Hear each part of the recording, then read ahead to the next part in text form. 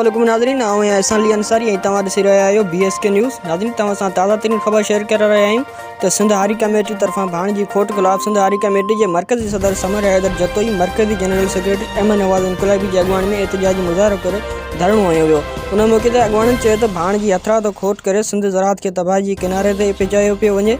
मौजूद बीठल कणिक खे वॾो नुक़सानु पहुचायो वियो आहे। सिंध में कणिक न थियण जे करे वॾो मुआशी पैदा थींदो, जंहिंजी ज़िम्मेवार वक़्त जी सरकार हूंदी। सिंध जे हारियुनि ऐं पोरियतनि खां 2 वक़्तनि जी मानी बि खसिजी वई आहे।